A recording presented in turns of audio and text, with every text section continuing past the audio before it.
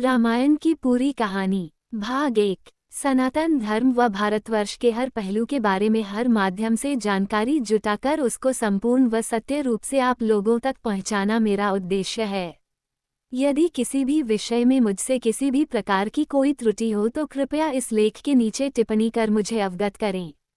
और दोस्तों, बहुत विद्वानों का अपना अपना तर्क है और नीचे अपना तर्क बताया है। यदि आपको ठीक लगे तो सही, नहीं तो आप अपने तर्क से सोचें। संपूर्ण रामायण की कहानी हिंदी में। रामायण की पूरी कहानी महर्षि वाल्मीकि द्वारा रचित रामायण महाकाव्य भगवान श्री राम के जीवन चरित्र की कथा का वर्णन करती है, जिसमें श्री राम ने एक मर्यादा पुरुषोत्तम की भूमिका निभाई। इसमें दिखाया गया है कि कैसे भगवान श्रीराम ने एक मनुष्य के रूप में अपनी मर्यादा में रहते हुए अपने सभी कर्तव्यों पूरा किया तथा हमेशा धर्म को सर्वोपरि मानकर आचरण किया।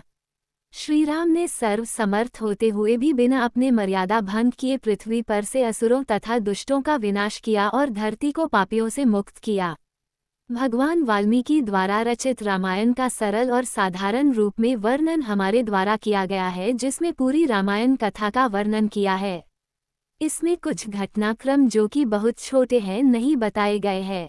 हमने इसमें रामायण की पूरी कहानी को कई हिस्सों में उनके शीर्षक के साथ दिया है। जय श्री राम, जय श्री राम। श्रवण कुमार की संपूर्ण कहानी।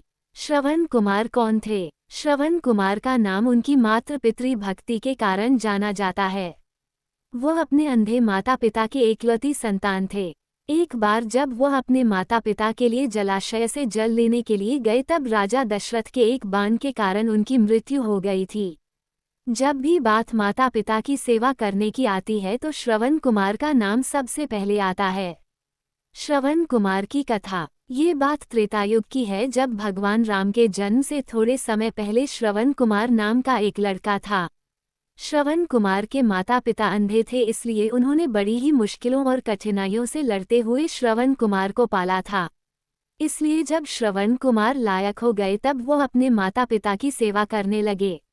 एक बार श्रवण कुमार के माता पिता ने इच्छा जताई कि वे तीर्थ धाम की यात्रा करना चाहते हैं। तब श्रवण बांस की 2 बड़ी बड़ी टोकरियां लेकर आए और उन्हें बीच में एक मजबूत लकड़ी से बांध दिया। इस तरह वह एक तराजू की तरह बन गया, जिसमें उन्होंने एक टोकरी में अपनी माता को बिठाया था तो दूसरी टोकरी में अपने पिता को बिठाया और लकड़ी के बीच में अपना कंधा लगाकर उठा लिया और अपने माता पिता को तीर्थ धाम की यात्रा पर लेकर चले गए। जब लोगों ने ये देखा कि एक पुत्र अपने अंधे माता पिता की किस तरह सेवा कर रहा है तो उनका नाम मातृ पितृ भक्त श्रवण के रूप में प्रख्यात हुआ। अधिक पढ़े। श्रवण हर रोज काम करने के लिए घर से निकल जाते थे। इसके बाद वह जंगल से लकड़ियां काटने के लिए जाते और अपना चूल्हा जलाने के लिए लकड़ियां जंगल से बटोर कर लाते। उसके बाद चूल्हा जलाने के बाद वह अपने माता पिता के लिए खाना बनाते। श्रवण इतनी मेहनत करते देख उनके माता पिता हमेशा ये सोचते थे कि वो कब इस उलझन से मुक्त हो पाएंगे। श्रवण की माता घर के काम करने के लिए श्रवण को मना करती, लेकिन फिर भी श्रवण कुमार अपना कर्तव्य मानकर घर और बाहर का हर काम स्वयं करते थे। श्रवण कुमार की मृत्यु कैसे हुई थी? एक रोज श्रवण कुमार खाना बना रहे थे, तब उनके माता पिता ने उनसे कहा कि उन्हें प्यास लगी है। अपने माता पिता की प्यास बुझाने के लिए श्रवण कुमार नजदीकी जलाशय से जल लेने के लिए चल पड़ते हैं। जब श्रवण जलाशय से जल भर रहे थे तब उनके बर्तन से ऐसी आवाज निकल रही थी जैसे कोई जानवर पानी पी रहा हो। ठीक उसी समय अयोध्या नगरी के राजा दशरथ शिकार के लिए जंगल में आए हुए थे। राजा दशरथ के पास शब्दभेदी बाण चलाने की कला थी, जिसमें वह केवल ध्वनि सुनकर अपने बाण को निशाने पर मार सकते थे। श्रवण कुमार पानी भर रहे थे। उनके बर्तन से निकलने वाली ध्वनि जब दशरथ ने सुनी तो उन्होंने सोचा कि वो कोई पशु है जो कि जल पी रहा है।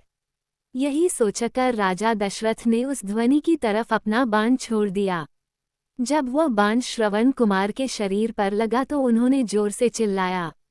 श्रवण कुमार के चिल्लाने की आवाज सुनकर राजा दशरथ को आभास हुआ कि उन्होंने किसी मनुष्य पर बाण चला दिया है। अपने घोड़े से उतरकर राजा दशरथ तुरंत उस जगह पर पहुंचते हैं जहां पर श्रवण घायल अवस्था में पड़े थे। राजा दशरथ को अपने किए पर ग्लानि महसूस होती है और वह मन ही मन बहुत दुखी होते हैं और श्रवण कुमार से क्षमा मांगने लगते हैं। श्रवण कुमार उन्हें धीरज बंधाते हुए कहता है कि महात्मा, आप जो भी हो, मेरा केवल इतना काम कर दीजिए। मेरे माता पिता अंधे हैं तथा वह नजदीकी कुटिया में मेरी प्रतीक्षा कर रहे होंगे। आप ये जल ले जाए और उनको पिला दीजिए। ये कहकर श्रवण अपने प्राण त्याग देते हैं।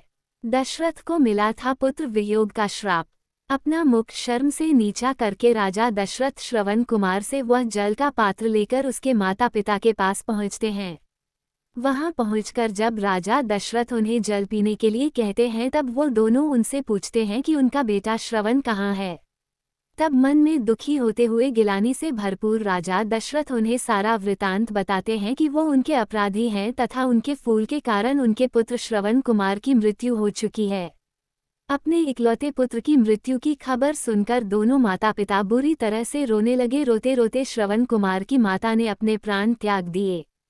तब श्रवण के पिता ने राजा दशरथ से कहा, हे राजन, तुम्हारे एक भूल के कारण मेरे पूरे परिवार का विनाश हो गया। पहले मेरा पुत्र मारा गया और अब मेरी पत्नी ने भी प्राण त्याग दिए, तो अब मैं भी अपने प्राण त्यागने जा रहा हूँ। इसलिए मैं तुझे श्राप देता हूँ कि जिस तरह आज मैंने अपने पुत्र के वियोग में अपने प्राण त्यागे हैं, उसी तरह तू भी भविष्य में एक दिन अपने पुत्र के वियोग में प्राण त्याग देगा। राजा दशरथ को ये श्राप देते हुए श्रवण के पिता भी अपने प्राण त्याग देते हैं। उसके बाद में दुख और ग्लानि से भरे हुए राजा दशरथ उन तीनों का अंतिम संस्कार करते हैं।